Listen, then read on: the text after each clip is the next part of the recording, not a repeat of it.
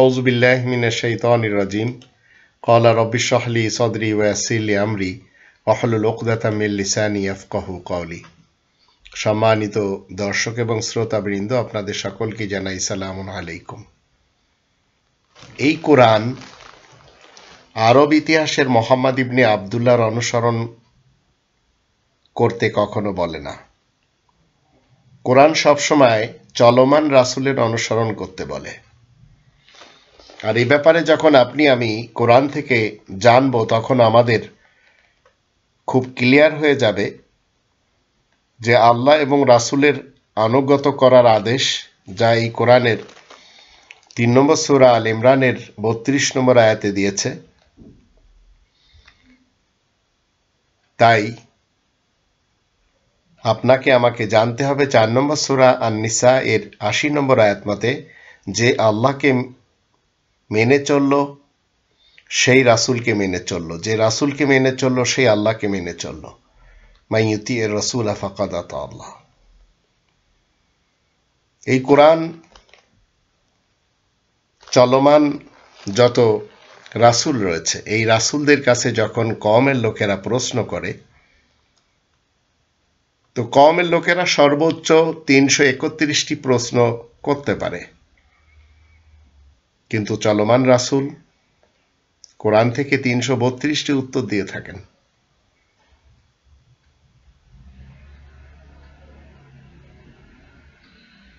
কোনো একজন নবী, একজন রাসূল মুশরিকিনদের অন্তর্ভুক্ত হয় না।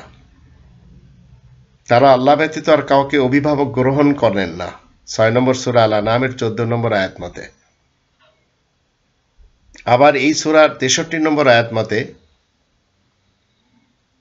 যখন কেউ বিপদে পড়ে যায় তাকে আল্লাহ তাআলা নাজাত দেন। এর কারণ হলো আল্লাহ দেখতে চান যে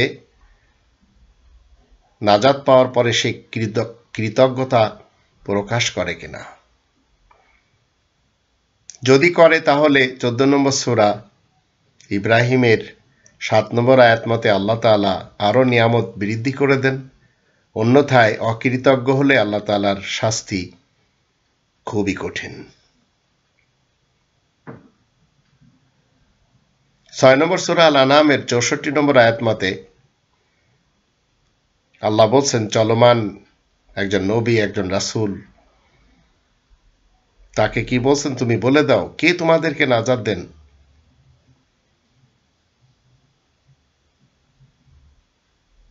যখন তোমাদের বিপদ আসে,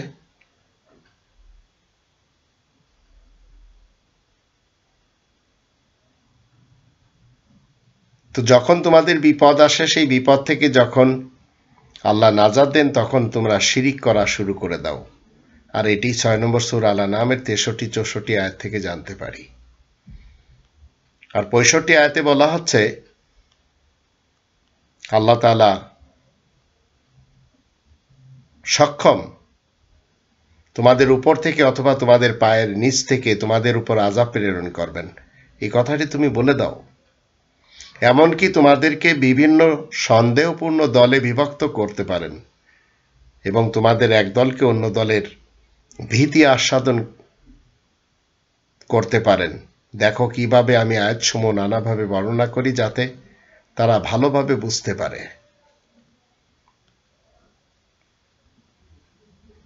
চলমান একজন নবী, একজন রাসূল ৬ নম্বর সূরা আল আনআমের ১৫১ নম্বর আয়াত পড়ে মানুষকে বলবে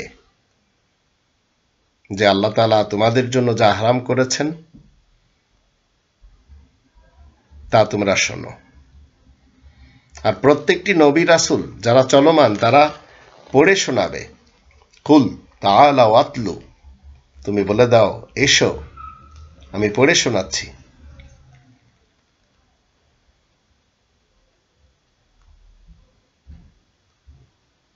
তোমাদের রব যা হারাম করেছেন, তোমরা তার সাথে কোনো কিছুকে শরীক করবে না। মা বাবার প্রতি ইহসান করবে, আর দারিদ্র্যের কারণে তোমাদের সন্তানদেরকে অশিক্ষিত রাখবে না। আমি তোমাদেরকে রিজিক দেই এবং তাদেরকেও। আর অশ্লীল কাজের নিকটবর্তী হবে না, যা প্রকাশ্য এবং গোপনীয়। আর বৈধ কারণ ছাড়া তোমরা সেই প্রাণকে হত্যা করবে না আল্লাহ যা হারাম করেছেন। এগুলো তোমাদেরকে নির্দেশ দেওয়া হয়েছে যাতে তোমরা বুঝতে পারো। তো চলমান একজন নবী, একজন রাসূল ৭ নম্বর সূরা আল আরাফ এর ৩২ নম্বর আয়াত মতে আল্লাহ বলেন, তুমি বলে দাও কে হারাম করেছে আল্লাহ তাআলার সৌন্দর্যের উপকরণ যা তিনি নিজ বান্দাদের জন্য সৃষ্টি করেছেন, এবং পবিত্র রিজিক বলে দাও তা দুনিয়ার জীবনে মুমিনদের জন্য বিশেষভাবে কিয়ামতের দিবসে থাকবে, দুনিয়াতেও থাকবে পরকালেও। এভাবে আমি আয়াতসমূহ বিস্তারিতভাবে বর্ণনাকারী এমন কওমের জন্য যারা জানে। ৭ নম্বর সূরা আল আরাফের ৩৩ আয়াতে বলা হচ্ছে, চলমান নবী এবং রাসূলকে তুমি বলে দাও আমার রব তো হারাম করেছেন অশ্লীল কাজ, যা প্রকাশ পায় এবং যা গোপন থাকে, আর পাপ এবং অন্যায়ভাবে সীমালঙ্ঘন এবং আল্লাহ তাআলার সাথে তোমাদের শরীক করা, যে ব্যাপারে আল্লাহ কোনো প্রমাণ অবতীর্ণ করেননি, এবং আল্লাহর উপরে এমন কিছু বলা যা তোমরা জানো না। ৯ নম্বর সূরা আত-তাওবার ১০৫ নম্বর আয়াত থেকে আমরা জানতে পারি আল্লাহ বলছেন, চলমান একজন নবী একজন রাসূল বলে দিবেন, তুমি বলে দাও তোমরা আমল করো, অতএব অচিরেই আল্লাহ তোমাদের আমল দেখবেন। আল্লাহ নিজ রাসূল এবং মুমিনগণ যারা তারাও দেখবে আল্লাহ তাআলার সাথে। আর অচিরেই তোমাদেরকে ফিরিয়ে নেওয়া হবে গায়েব এবং প্রকাশ্যের জ্ঞানের নিকট, অতঃপর তিনি তোমাদেরকে জানাবেন যা তোমরা আমল করতে সে সম্পর্কে। তো এই যে আল্লাহ তাআলার পক্ষ থেকে রাসূল কারীমের মুখের বাণী যা আমরা শুনলাম, এগুলি আপনাকে আমাকে মানতে হবে। যদি আপনি আমি মানি তাহলে মাইয়ুতি রাসূল ফাকাদ আতা আল্লাহ। তো এইভাবে কোরআনে একের পর এক আয়াত রয়েছে, কিন্তু আরব ইতিহাসের মুহাম্মদ ইবনে আব্দুল্লাহ সাহেবের ব্যাপারে যেসব কথা বলা হয়, তিনি তো তার সাহাবাদেরকে আবু বকর, ওমর, ওসমান, আলী এবং অন্যান্যদেরকে কি শুনিয়েছেন? হাদিস।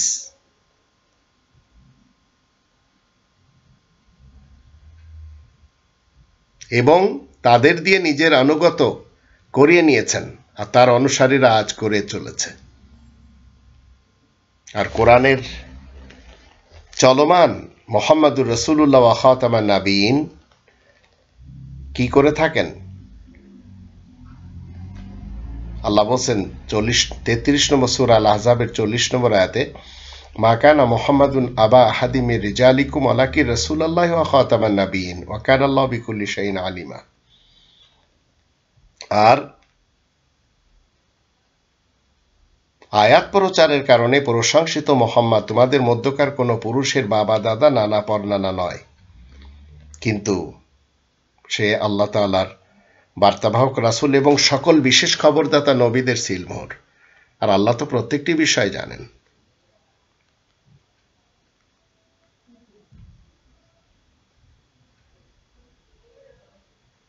তো এই বিধান যদি আপনি আমি মেনে চলি, তাহলে আমাদের জীবন চলার পথে আরব ইতিহাসের কোনো ব্যক্তির অনুসরণ করতেই হবে না। চলমান রাসূল আপনাকে আমাকে কি করবেন? ৫ নম্বর সূরা আল মাইদার ৯২ আয়াত মতে, আমার রাসূলের দায়িত্ব শুধু সুস্পষ্ট প্রচার ছাড়া আর কিছুই নয়। ৬৪ নম্বর সূরা তাগাবুনের ১২ নম্বর আয়াত মতে, আমার রাসূলের তো একমাত্র দায়িত্ব হচ্ছে স্পষ্টভাবে পৌঁছে দেওয়া। তো রবের একজন রাসূল, একজন নবী কি করবেন? শুধু আল্লাহ তাআলার আয়াত পৌঁছে দিবেন। আর এটি আরব ইতিহাসের মুহাম্মদ সাহেবের জন্য বলা হচ্ছে না। ৫ নম্বর সূরা আল মাইদা ৬৭ আয়াতের শুরুতে বলা হচ্ছে, ইয়া আইয়ুহার রাসূল বাল্লিগ মা উনজিলা ইলাইকা মির রাব্বিক। হে বিশেষ বার্তাবাহক রাসূল, তুমি পৌঁছে দাও সেই জিনিসকে যা তোমার উপরে তোমার রবের পক্ষ থেকে নাজিল হচ্ছে। তো মেসেঞ্জার শব্দটি মেসেজ শব্দ থেকে এসেছে। মেসেঞ্জার, আমরা যারা ফেসবুক চালাই আমরা জানি মেসেঞ্জার। এই মেসেঞ্জার শব্দটি মেসেজ থেকে এসেছে। একজন বার্তাবাহক একটি বার্তা প্রদান করে। কোনো বার্তা না থাকলে কোনো বার্তাবাহক থাকতে পারে না। তো এটি কখনো আরব ইতিহাসের মোহাম্মদ সাহেব হতেই পারেন না।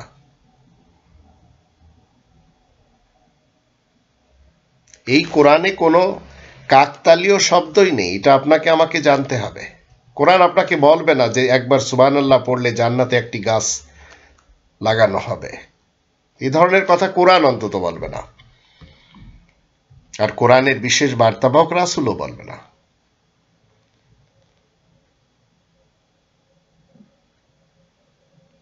তো একজন রাসূলের যে চলমান রাসূল, তার দায়িত্ব হচ্ছে আল্লাহ তাআলার বার্তা পৌঁছে দেওয়া। এটি ৫ নম্বর সূরা আল মাইদা ৯৯ আয়াতে বলা হচ্ছে। এবং চলমান রাসূল এবং চলমান নবী, তার উপরে সবসময় অবতীর্ণ হবে কোরআন, নাজিল করা হবে। অনুনাজিলু মিনাল কোরআন মা হুয়া শিফাউ ওয়া রাহমাতুল লিল মুমিনিন। কোরআন থেকে আল্লাহ তাআলা নাজিল করেন অনুনাজিলু মিনাল কোরআন, যেটি শিফা এবং রহমত মুমিনিনদের জন্য। ওয়ালা ইয়াজিদুয যালিমিনা ইল্লা খাসারা, কিন্তু জালিম যারা তাদের জন্য শুধু খাসারাই বৃদ্ধি হয়। তো একজন চলমান নবী, একজন রাসূল কোরআনের বাহিরে কোনো একটি গ্রন্থের সাহারা নেবেন না। আরব ইতিহাসের মোহাম্মদ সাহেবের ব্যাপারে আমরা জানি তিনি কি করেছেন, হাদিস বলেছেন, আবার হাদিস আল কুদসি বলেছেন। ৫৩ নম্বর সূরা নাজমের ৩ এবং ৪ ভুল ব্যাখ্যা যারা দিয়ে চলেছে তারা সবাই দুর্নীতিবাজ। ওমা ইয়ানতিকু আনিল হাওয়া ইন হুয়া ইল্লা ওয়াহয়ুন ইউহা। চলমান একজন নবী, একজন রাসূল নিজের পক্ষ থেকে কোনো লজিকের কথা বলতে পারেন না, আল্লাহ তাআলার ওহী ব্যতীত। চলমান একজন নবী, একজন রাসূল, তার ঘরোয়া সমস্যা থাকতেই পারে। ৬৬ নম্বর সূরা আত-তাহরিমের ৩ নম্বর আয়াত মতে আল্লাহ রাব্বুল আলামিন একটি ঘরোয়া সমস্যার সত্যতা সম্পর্কে বিশেষ খবরদাতা নবীকে অনুপ্রাণিত করেন।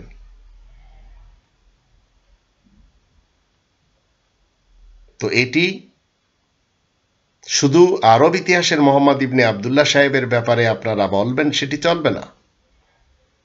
কারণ ইয়া আইয়ুহান নাবী শব্দটি প্রথমেই আল্লাহ তাআলা ৬৬ নম্বর সূরা তাহরিমের বলে দিয়েছেন, ইয়া আইয়ুহান নাবিয়্যু লিমা তুহাররিমু মা আহাল্লাল্লাহু লাক। ইয়া আইয়ুহান নাবিয়্যু এর অর্থ কখনো ১৪০০ বছর পূর্বে যায় না।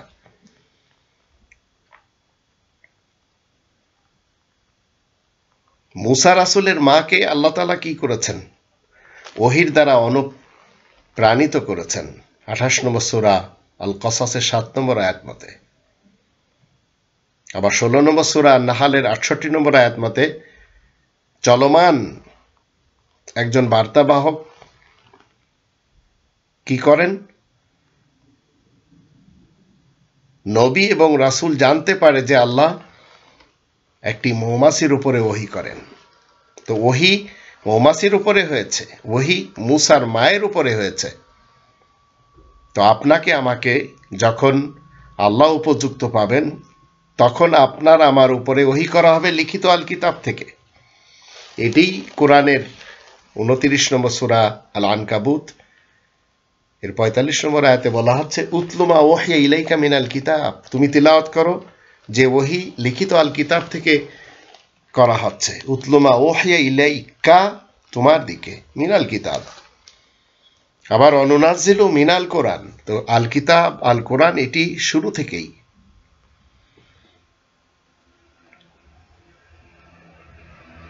একজন নবী এবং একজন রাসূল কোরআনের বিপরীত অন্য কোনো গ্রন্থ দিতেই পারেন না, কিন্তু আরব ইতিহাসের মোহাম্মদ সাহেব দিয়ে গেছেন। একজন নবী আর একজন রাসূল যিনি চলমান, 6 নম্বর সূরা আল আনামের 19 নম্বর আয়াত মতে কি বলবেন?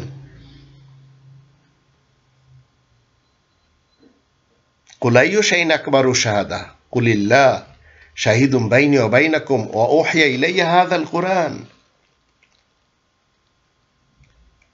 হাযাল কুরআন, এই কোরআন আমার দিকে ওহী করা হয়। এটি চলমান একজন নবী একজন রাসূলকে বলতে হবে।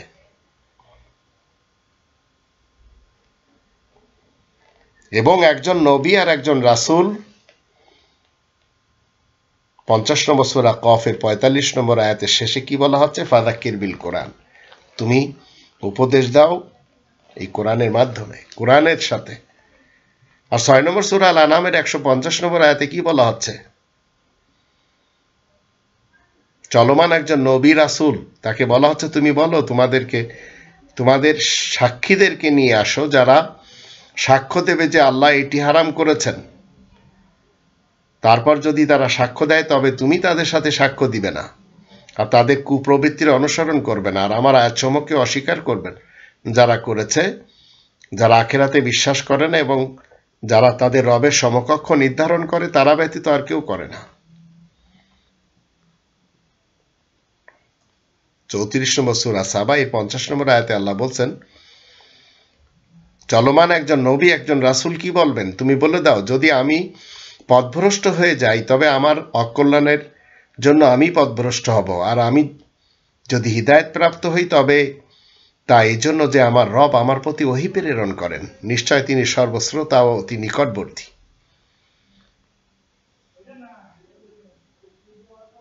একজন চলমান নবীর একজন চলমান রাসূলের উচিত নয় হালাল হারামের ফতোয়া দেওয়া।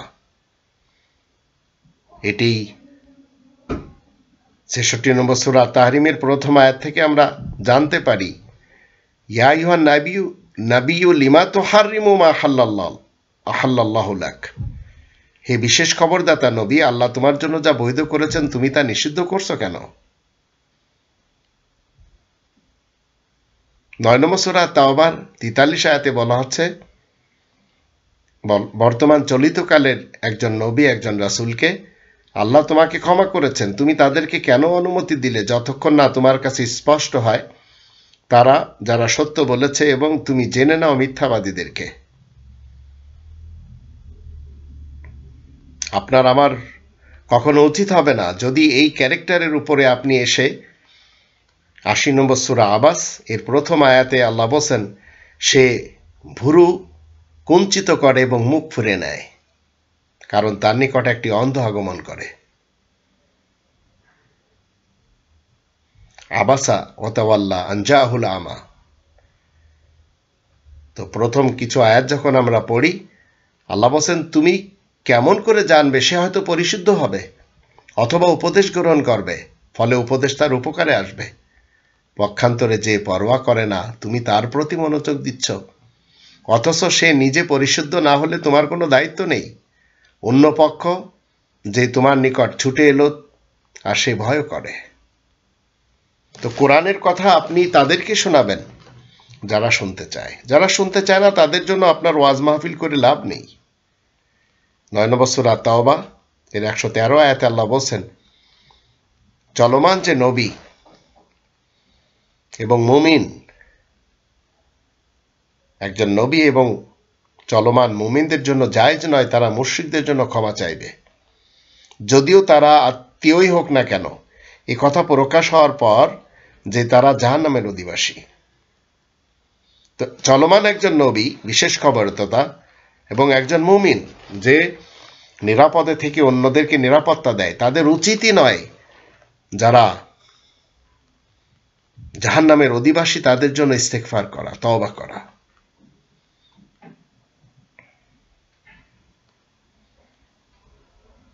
একজন আল্লাহ তাআলার বিশেষ বার্তাবাহক, তাকে তো আল্লাহ বলে দিয়েছেন 33 নম্বর সূরা আল আহজাবের 37 নম্বর আয়াতে, চলমান এমন কোন বিশেষ বার্তাবাহক নবীর সামনে তার পালিত কোনো সন্তান যদি তার স্ত্রীকে ছেড়ে দেয় তার সাথে সে বিয়ে করতে পারে। 8 নম্বর সূরা আল আনফালের 67 নম্বর আয়াত মতে কোন নবীর পক্ষে তখন পর্যন্ত বন্দী রাখা শোভা পায় না যতক্ষণ পর্যন্ত ভূপৃষ্ঠ রবের শান্তির কিংডম হতে শত্রু বাহিনী নির্মূল না হয়। তো আপনাকে সেই চেষ্টা সাধনা করে যেতে হবে আল্লাহ তাআলার আয়াতের মাধ্যম দিয়ে। আপনি রক্তপাত ঘটাতেই পারবেন না। চলমান কোন নবী এবং রাসূল 2 নম্বর সূরা আল বাকারার 84 এবং 85 আয়াত দুটির দৃষ্টিতে গুম, খুন এবং হত্যার রাজনীতি করতেই পারবে না। এমনকি 16 নম্বর সূরা নাহলের 116 নম্বর আয়াত মতে হালাল হারামের ফতোয়া দিতে পারবে না, কারণ সব তো কোরআনে রয়েছে। আরব ইতিহাসের মোহাম্মদ ইবনে আবদুল্লাহ সাহেব এবং তার যারা উম্মত হওয়ার দাবিদার শিয়া সুন্নি সালাফি স্কলার, তারা হালাল হারামের ফতোয়া কন্টিনিউ দিয়েই চলেছে। 15 নম্বর সূরা আল হিজরের 9 নম্বর আয়াতে আল্লাহ রাব্বুল আলামিন বলছেন যে আমি এই বিশেষ স্মরণ আর জিকির এই কোরআন নাজিল করেছি এবং তার হিফাজতকারী আমি নিজেই। আর বাংলাদেশের ইতিহাসে আমরা দেখতে পাচ্ছি শফি হুজুরের নেতৃত্বে কি বানানো হয়েছিল?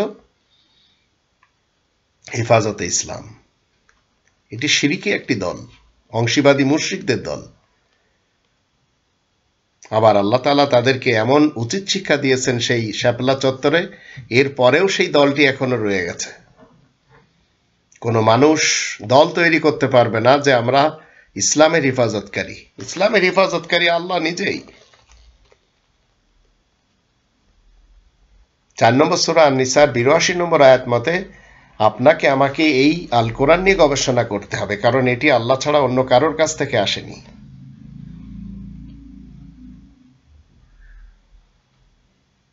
তো আপনাকে আমাকে আরব ইতিহাসের মোহাম্মদ ইবনে আবদুল্লাহ সাহেবের নামে যে মুসলমান সুন্নি এবং সালাফিদের 6টি হাদিস রয়েছে আর শিয়া মুসলমানদের 4টি হাদিস, টোটাল 10টি হাদিস মেনে চলতে হবে এমন কথা কোরআন শিক্ষা দেয় না। 6 নম্বর সূরা আল আনামের 114 নম্বর আয়াতে আল্লাহ বলছেন যেটি আমাদের শিখতে হবে, জানতে হবে। চলমান একজন রাসূল, একজন নবী কি বলবেন? আমি কি আল্লাহ ছাড়া অন্য কাউকে বিচারক হিসেবে তালাশ করব? অথচ তিনি তোমাদের নিকট বিস্তারিত এই লিখিত কিতাব নাজিল করেছেন, আর যাদেরকে আল কিতাব দিয়েছি তারা জানে যে তা তোমার রবের পক্ষ থেকে যথাযথভাবে নাজিলকৃত, সুতরাং তুমি কখনো সন্দেহকারীদের অন্তর্ভুক্ত হবে না। আর 7 নম্বর সূরা আল আরাফের 3 নম্বর আয়াতে বলা হচ্ছে তোমাদের প্রতি তোমাদের রবের পক্ষ থেকে যা নাজিল করা হয়েছে তাই অনুসরণ করো এবং তাকে ছাড়া অন্য অভিভাবকের অনুসরণ করো না, তোমরা সামান্যই উপদেশ গ্রহণ করো। তো যারা হাদিস মেনে চলেছে তাদেরকে আমরা দেখতেই পাচ্ছি তারা একে অপরকে দেখতেই পারে না, উপদেশ গ্রহণ করা তো বাদই দেন। শিয়া সুন্নিদেরকে মারছে, সুন্নি সালাফিদেরকে মারছে, সালাফি শিয়াদেরকে মারছে, এইভাবে চলছে। আল্লাহ তাআলা শান্তির রাজ্য অশান্তি করে ছেড়ে দিয়েছে, কারণ এরাই হচ্ছে সৃষ্টির মধ্যে সর্বনিকৃষ্ট, যার প্রমাণ 98 নম্বর সূরা আল বাইয়িনার 6 নম্বর আয়াত। 18 নম্বর সূরা আল কাহাফের 54 আয়াতে আল্লাহ বলেন এই কোরআনে মানুষের জন্য সকল প্রকার উপমা বিস্তারিতভাবে আল্লাহ বর্ণনা করেছেন, কিন্তু মানুষ সবচেয়ে বেশি তর্ককারী। তো তর্ক করবে কারা? যারা আয়াত গোপনকারী কাফের। মা ইউজাদিলু ফি আয়াতিল্লাহি ইল্লাল্লাযিনা কাফারু।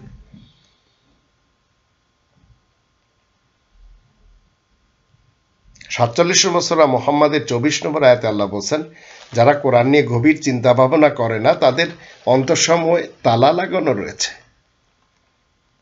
আর 7 নম্বর সূরা আল আরাফের 170 আয়াতে আল্লাহ বলছেন আর যারা লিখিত আল কিতাবকে দৃঢ়ভাবে আঁকড়ে ধরে এবং নামাজ কায়েম করে নিশ্চয় আমি সৎকর্মশীলদের প্রতিদান বিনষ্ট করব না। আর 77 নম্বর সূরা আল মুরসালাত এর 50 নম্বর আয়াতে বলা হচ্ছে তাহলে কোরআনের পর মানুষেরা আর কোন হাদিসের উপর ঈমান আনবে?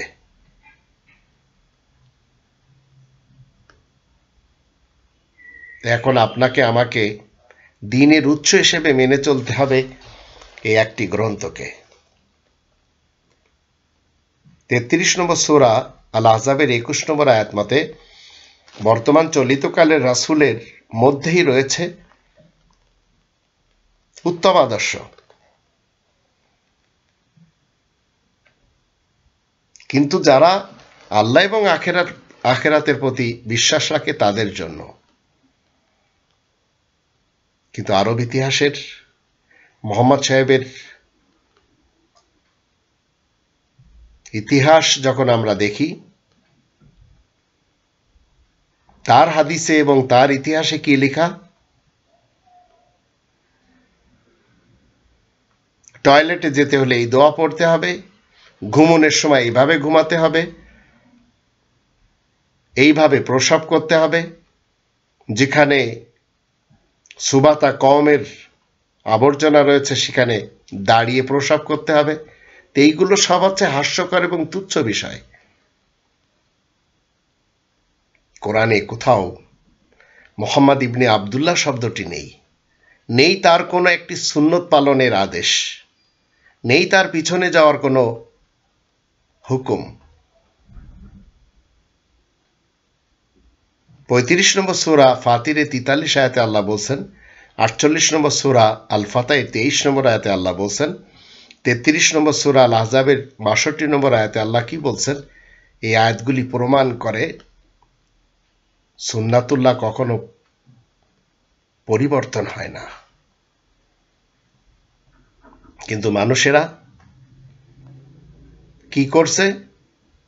নিজেদের বানানো হাদিস মেনে সুন্নাত তৈরি করে নিয়েছে। তাই 7 নম্বর সূরা আল আরাফের 185 আয়াতে আল্লাহ বলছেন, এই কোরআনের পরে আর কোন হাদিসে বিশ্বাসী হতে হবে? 45 নম্বর সূরা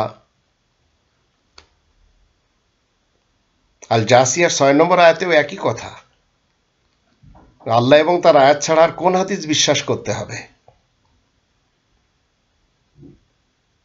68 নম্বর সূরা আল কলমের 37 আয়াতে বলা হচ্ছে, মানুষের কাছে এই আল কিতাব ছাড়া অন্য কোনো গ্রন্থ আছে যেটি অধ্যয়ন করতে হবে?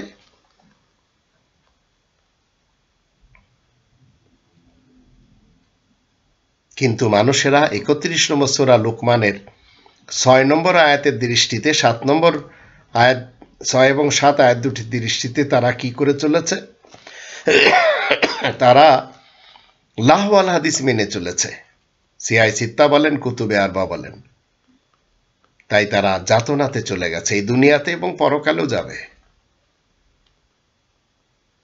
অথচ আল্লাহ রাব্বুল আলামিন একটি আহসান আল হাদিস নাজিল করেছেন, যা 39 নম্বর সূরা জুমারে 23 নম্বর আয়াতে লেখা, আল্লাহু নাযালা আহসান আল হাদিস কিতাবান, একটি লিখিত কিতাব আকারে আহসান আল হাদিস আল্লাহ নাজিল করেছেন।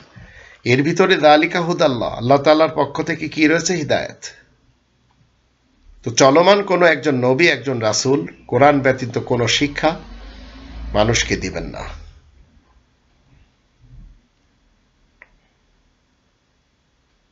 কোরআনের 69 নম্বর সূরা আল হাক্কা এর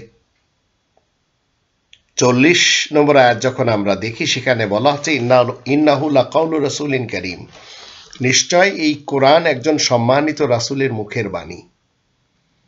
43 আয়াতে বলা হচ্ছে, তানজিলুম মির রাব্বিল আলামিন, এটি সৃষ্টিকুলের রবের পক্ষ থেকে নাজিলকৃত।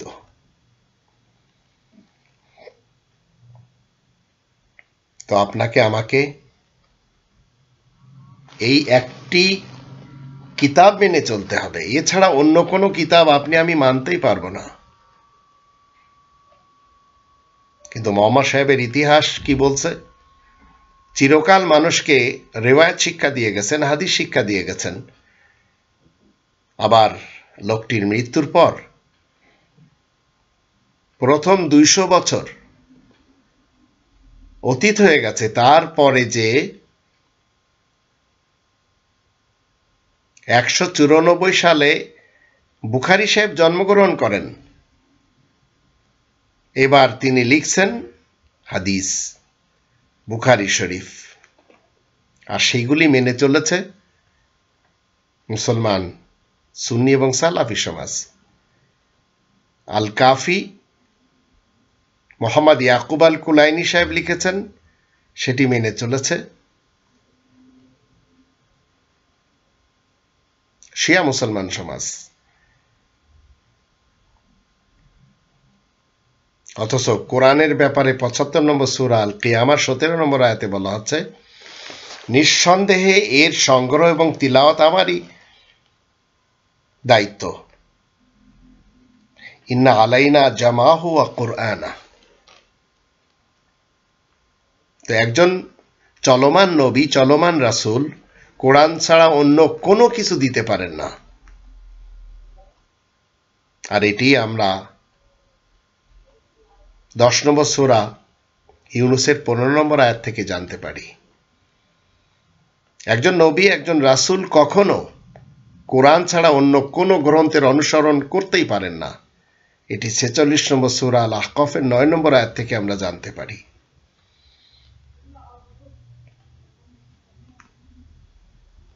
প্রত্যেকটি নবী এবং রাসূল কি করেছেন?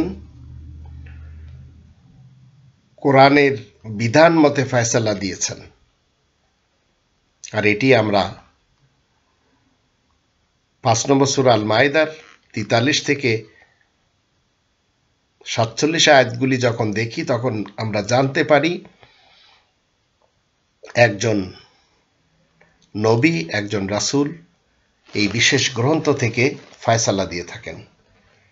তো আপনি যদি এই কোরআনের ফয়সালার বিপরীত কোনো ফয়সালা, গণতন্ত্রের হোক, রাজতন্ত্রের হোক, সমাজতন্ত্রের হোক এবং মোল্লাতন্ত্রের হোক, মেনে চলেন, তাহলে আপনি হবেন কাফের, জালেম এবং ফাসিক।